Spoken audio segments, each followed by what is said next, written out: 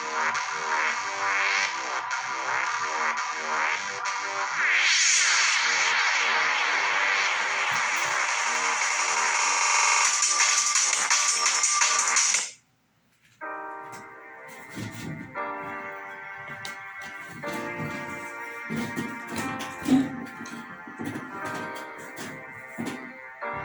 noite, que a paz de Deus esteja com todos, que a paz de Deus reine sobre todo o povo de Deus.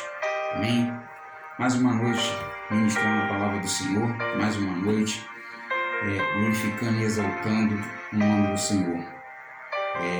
Sem mais delonga, vamos para a palavra, que fica em Jonas, né? Em Jonas,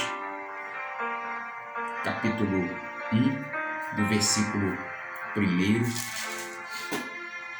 ao 17. Amém? E diz assim a palavra: E veio a palavra do Senhor a Jonas, filho de Amitai, dizendo: Dispõe-te, vá à grande cidade de Nínive, e clama contra ela, porque a sua malícia subiu até a mim. Jonas se dispôs, mas para fugir da presença do Senhor, para Tarsis, e, tendo descido a Jope, achou um navio que ia para Tarsis, pagou, pois, a sua passagem e embarcou nele, para ir com ele para Tarsis, para longe da presença do Senhor. Mas o Senhor lançou sobre o mar um forte vento e fez-se no mar uma grande tempestade, e no navio, que estava a ponto de se despedaçar, então os marinheiros, cheios de medo, clamavam, cada um ao seu Deus, e lançavam ao mar a carga que estava no navio, para aliviarem do peso dela. Jonas, porém, havia descido ao porão, e se deitado, dormia profundamente. Chegou-se a ele o mestre do navio e lhe disse: Que se passaria contigo? Agarrando-se no sono, levanta-se, invoca o teu Deus, talvez assim esse Deus se lembre de nós, para que não pereçamos. E diziam uns aos outros: Vinde, lancemos sorte, para que saibamos por causa de quem nos sobreveio este mal. E lançaram sorte, e a sorte caiu sobre Jonas. E então lhe disseram: Declararam-nos agora por causa de quem nos sobreveio este mal. Que ocupação é a tua? De onde vens? Qual é a tua terra? E de que povo és tu? E ele respondeu: Sou hebreu e temo ao Senhor, o Deus do céu, que fez o mar e a terra. Então os homens ficaram possuídos de grande temor e lhe disseram: Que é isto que fizeste? Pois saibam os homens que ele fugia da presença do Senhor, porque lhe havia declarado.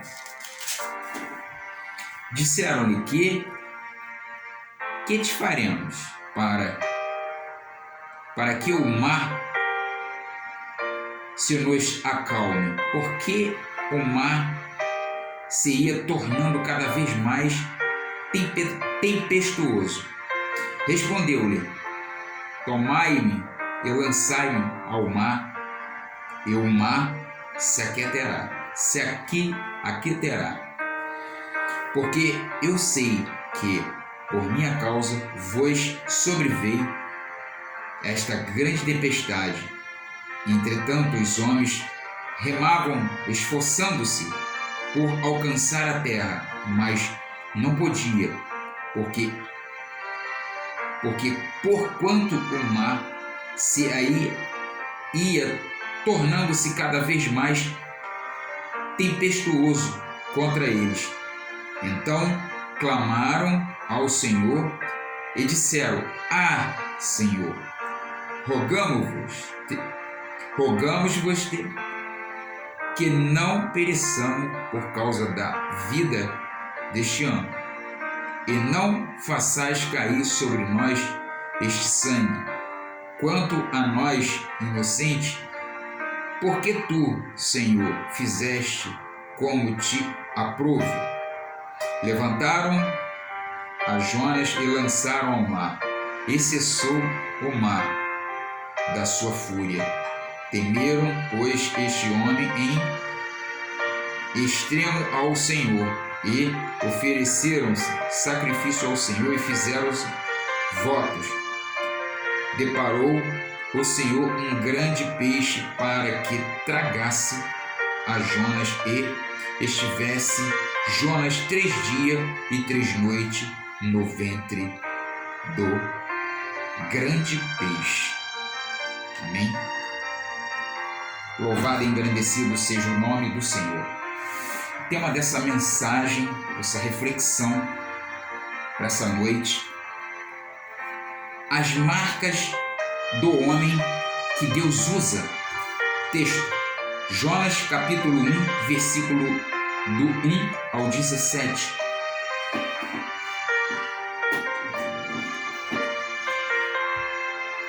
As marcas do homem que Deus usa. Eu acredito que todos nós queremos ser úteis para Deus. Eu acredito que todos nós queremos ser uma pessoa valiosa para o Senhor, no reino dele. E as qualidades que devem ter um homem de êxito, um homem que Deus usa, as qualidades que tem que ter esse homem. Primeira qualidade: um homem com visão.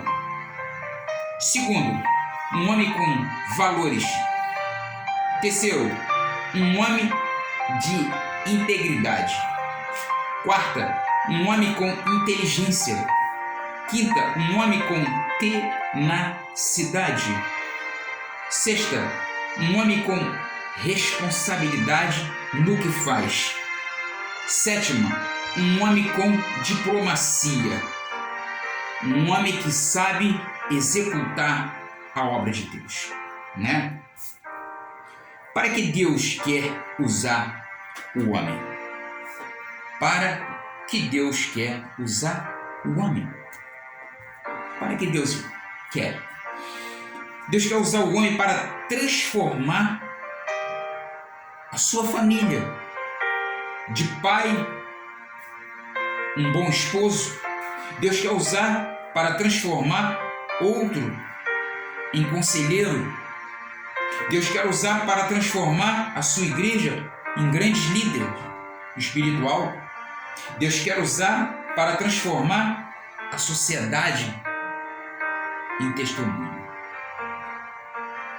Isso que Deus quer na vida de um homem, na vida daquele que Ele usa. E as características importantes do homem que Deus usa pode ser bem diferente destas. Aprendemos com Jonas as características de um homem que Deus usa. Aprendemos com Jonas as características de um homem que Deus usa. E a primeira: o homem que Deus usa é um homem escolhido por Ele, é um homem escolhido por Deus. Então, o homem que Deus usa é escolhido pelo Senhor. Não tenha dúvida disso. E a escolha é um ato soberano de Deus. Êxodo 33, 19. A escolha é um ato soberano do Senhor. A escolha é incondicional. Não depende da qualidade ou da virtudes. Jeremias 1, 5. A escolha é o potencial. Deus conhece o teu potencial. Deus sabe do teu potencial. Se Ele te escolheu, Ele vai te usar com potencial. Ele conhece o seu potencial, o meu potencial. E não... A escolha é o potencial e não é o que somos, e sim o que podemos ser para Ele. Não é o que somos, mas sim o que podemos ser para o Senhor, porque Ele conhece. Os homens não. Os homens vê a aparência de cada um de nós. Eles só enxergam a aparência, mas o interior que enxerga é Deus. Então, Deus escolhe porque Ele sabe do seu e do meu potencial. Ele vai te usar mediante o nosso potencial. 1 Samuel 16, 7. Segunda coisa, o homem que Deus usa é o homem que recebe uma missão. Quando você é escolhido pelo Senhor, você recebe uma missão. Você já tem uma missão já na mão para ser executada. A missão é algo concreto. Deus é claro naquilo que Ele fala, o que Ele pediu de Deus aos seguintes homens. Josué, capítulo 1, versículo 1 e 2. Gideão, Juízes 6, 14. Pedro e André, Mateus 4, 19 e 18. E Paulo, Atos 9, 15 e 16. A missão é algo concreto que Deus deixa bem claro naquilo que Ele fala, o que Ele pediu de Deus aos seguintes homens. Então, o segundo, o homem que Deus usa é o homem que recebe a sua missão. Cada um de nós tem uma missão. E a missão consiste em coisas possíveis. Deus não pede coisas impossíveis a você e a mim. Ele pede coisas possíveis. Ele te pede aquilo que você pode executar, que está no teu padrão. A missão não são coisas absurdas. O que Deus pede tem um propósito. O que Ele te pede tem um propósito com Ele. A tua missão, o que Ele tem contigo tem um propósito com Deus. Nada é sem propósito. Tudo é com propósito na mão do Senhor. A missão é inquestionável. Jeremias 1, capítulo 1, versículo 7. Terceira coisa, o homem que Deus usa é um homem imperfeito. Por que ele é imperfeito? Porque ele é imperfeito porque é indisposto. Não tem o desejo de cumprir seu chamado. Com certeza. Nós somos indispostos. Deus coloca na mão a obra para cada um de nós fazermos, mas muitas das vezes fazemos, na verdade, corpo mole. Essa é a verdade. Então somos imperfeitos nessas condições. O homem é imperfeito porque se considera incapaz. Nós sempre falamos para o Senhor, não sou capaz. Quem sou eu para fazer essa grande obra que o Senhor colocou na minha mão? Essa é a primeira coisa que nós falamos para o Senhor. Sempre damos uma desculpa para Deus. Jeremias, capítulo 1, versículo 6. O homem perfeito por quê?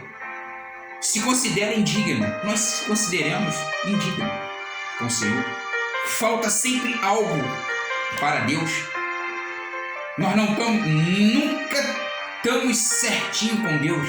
Sempre temos falta com Ele. Por isso que nós nos achamos indignos de fazer determinadas coisas quando Ele coloca em nossas mãos para fazer. Porque somos falhos diante dEle. Quarto, o homem perfeito, porque Deus usa para envergonhar os perfeitos.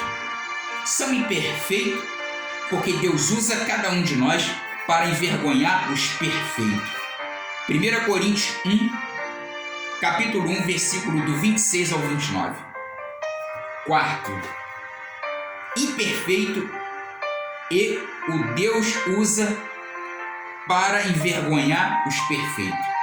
Essa é a realidade. Quarta coisa importante ao homem que Deus usa. O homem que Deus usa é um homem que se quebranta para o Senhor. Ele tem sempre um quebrantamento para o Senhor. O quebrantamento vem por negar-se a obedecer. Segundo, o quebrantamento vem ao buscar o que é seu, seguir os seus instintos. O quebrantamento se manifesta em situações adversas. O quebrantamento é uma lição de humildade, ensina a deixar de confiar em nós mesmos para confiar somente em Deus. Você tem que saber que Deus é que é o controle da situação toda. Deus é que vai te usar, não é você que vai usar Deus. Deus é que vai te usar. Então, o quebrantamento é uma lição de humildade e ensina a deixar de confiar em nós mesmos para confiar infinitamente no Deus Todo-Poderoso.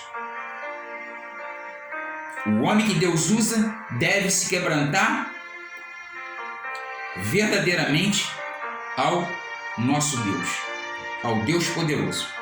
Esse é o quebrantamento. Quinta coisa importante na vida do homem que Deus usa. O homem que Deus usa é um homem que ora. Você tem orado? Você ora pelas questões, você ora pelos projetos, você ora para a sua igreja, você ora pelos enfermos, você ora pela uma situação que Ele bota na tua mão para você tentar executar. Porque aqui ele está dizendo, o homem que Deus usa é um homem que ora. E devemos orar. Devemos ter o nosso momento de oração, o nosso momento a sós com Deus. A oração estabelece e mantém um contato perfeito com Deus. Segunda, a oração mostra mais claramente a vontade de Deus. A oração sempre gera uma resposta da parte de Deus. Quando você ora, você tem resposta. Mesmo que ela seja longa, a sua oração, não só hoje. Constantemente você esteja orando, mas é certo de uma resposta. Agora, quando você não ora, não vai ter resposta. Como você vai ter uma resposta se você não fala com o Pai, se você não tem um momento com o Pai, se você não tem uma intimidade, uma profundidade com o Pai? Que resposta você vai ter do Pai? Ele quer que você tenha uma comunicação com Ele, porque Ele é o nosso Pai. Então, a oração, ela estabelece e mantém um contato perfeito com Deus. A oração mostra mais claramente a vontade de Deus em nossa vida. E a oração sempre gera uma resposta da parte de Deus. Uma resposta positiva pode ser positiva, pode ser negativa e pode ser um não. Sim, não e espera. Então, o homem que Deus usa, ele ora. Sexta, o homem que Deus usa é o homem que obedece os seus mandamentos, obedece a Deus. E a obediência é o resultado do quebrantamento da oração. Primeiro, a obediência é o resultado do quebrantamento da oração. A obediência é a consequência de conhecer a vontade de Deus. A obediência tem o seu fundamento na fé. A obediência exige uma dependência absoluta de Deus. Somos obedientes, então dependemos de Deus, porque tudo vamos ter que passar pelo Senhor. Seus projetos, tudo que você tem em mente, você tem que ter obediência ao Senhor. Tem que ir ao Senhor, tudo ao Senhor, porque Ele é o Todo-Poderoso. Não existe outro além do Senhor para que possa nos ajudar nos piores momentos. Então, o homem que Deus usa é o homem que obedece. Deus quer obediência de cada um de nós.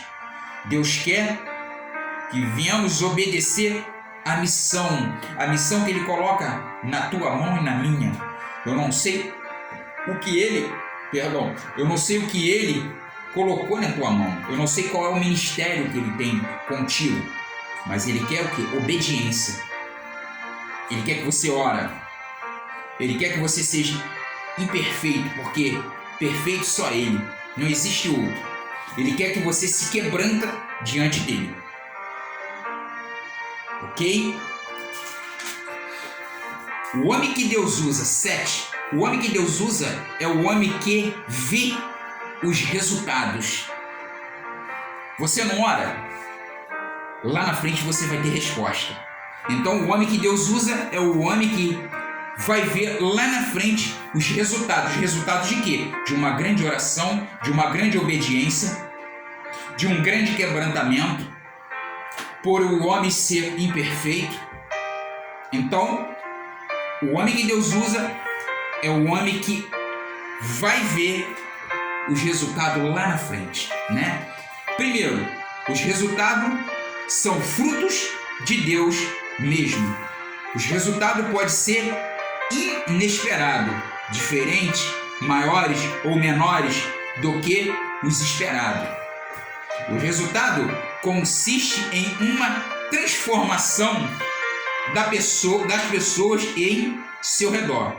Os resultados irão produzir satisfação na obra do Senhor. Isaías 53, 11. Esses são os resultados de tudo que passamos, né?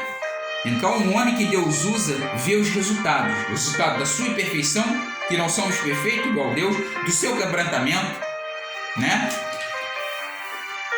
Depois vem o homem que Deus usa porque ele ora, e o homem que Deus usa porque ele obedece a Deus.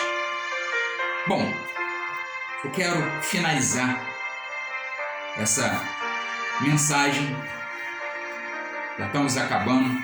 Quero finalizar com a seguinte frase: que Deus permita desenvolver estas características em nós, as quais diferem grandemente do que a sociedade considera as características de um homem de êxito. As características vêm de Deus quando Ele forja o caráter do homem para aperfeiçoá-lo e para fazê-lo útil para o seu plano e propósito no mundo em que vivemos. Essa é a realidade. As características vêm de Deus quando ele forja o caráter do homem para o aperfeiçoamento e para fazê-lo útil para ele nos planos e propósito no mundo em que vivemos. Essa é a realidade. Então, glorificado, exaltado seja o nome do Senhor. Mais um vídeo terminando, mais um vídeo sendo executado para os amados. Eu quero deixar agora um comunicado antes de fechar. Aquele que não é inscrito no canal, se inscreva no canal, deixa teu like, aperte o sininho de notificação para que o YouTube possa estar notificando você de todo vídeo postado. Não deixe de fazer seus comentários, comente, compartilhe com seus amigos, compartilhe com seus irmãos aí, e que vocês possam ajudar o canal a crescer, tá? Toma mais uma vez aí minha vida nas mãos do Senhor aí, que o Senhor possa abençoar aí, para que possamos estar postando mais vídeo para vocês, amém? Mais um vídeo se vai terminando, e eu glorifico e exalto o nome do Senhor, e que vocês possam ser abençoados pela palavra do Senhor. Toma esse vídeo para vocês aí, que vocês possam ser exaltados aí, tá? Mais um vídeo termina e depois estaremos voltando com mais outro vídeo aí. Obrigado para todos vocês. Amém?